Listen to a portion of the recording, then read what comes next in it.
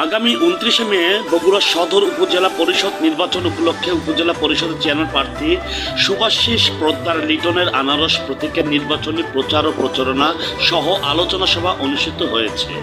বগুড়া থেকে শামসুল আলম লিটনের তথ্যচিত্রে স্বাধীন বাংলা নিউজ।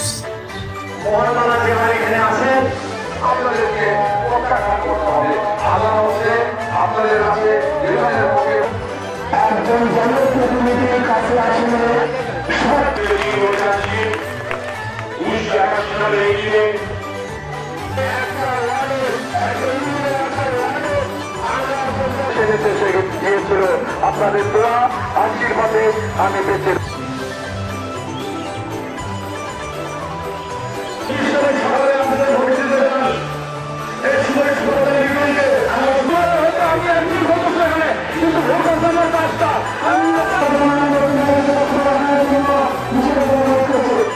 করতে চাই।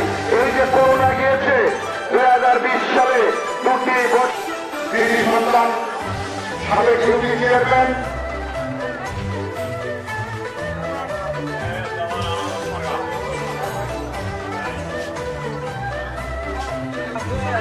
আনারস মার্কেট প্রার্থী